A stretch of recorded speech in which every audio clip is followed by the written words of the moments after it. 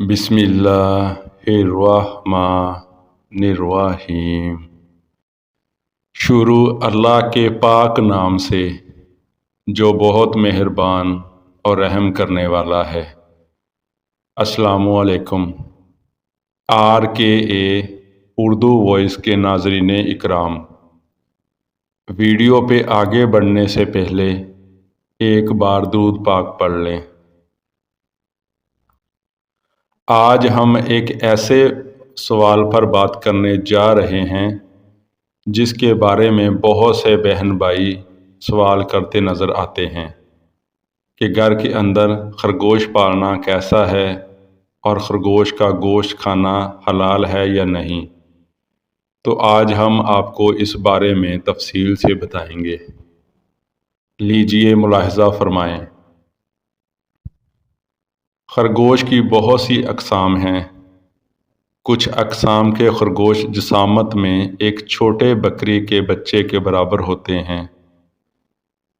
اس قسم کے خرگوش کو بڑے سائز کے خرگوش کہا جاتا ہے۔ ان کی افزائش بہت تیزی سے ہوتی ہے۔ خرگوش حلال جانوروں میں شمار ہوتا ہے، اس لیے اس کا گوشت تقریباً ہر مذہب سے تعلق رکھنے والا استعمال کرتا ہے۔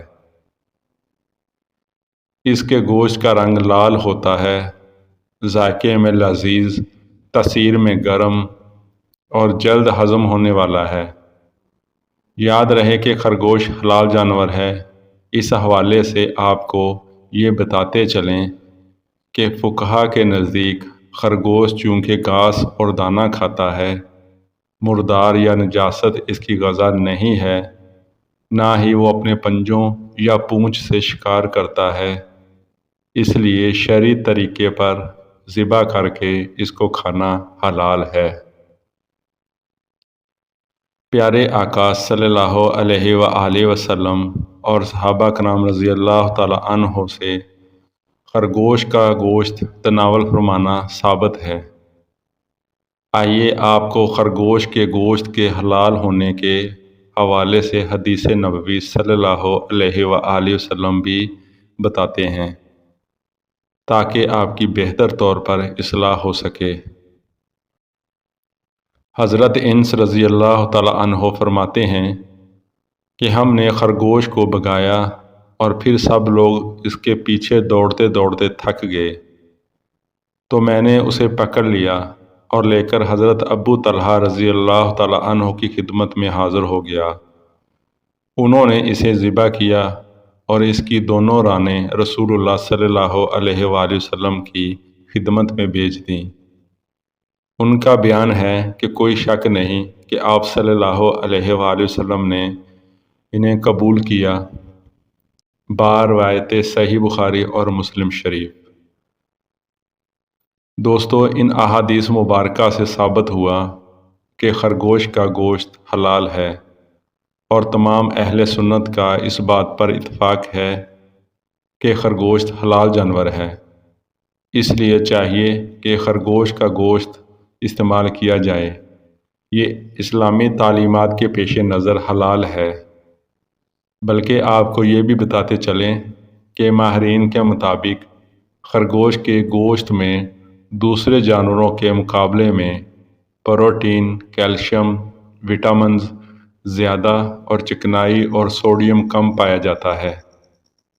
آج کل خرگوش کے بالوں سے مختلف اقسام کے ملبوسات اور دیگر اشیاء ضرورت بھی بنائی جا رہی ہے۔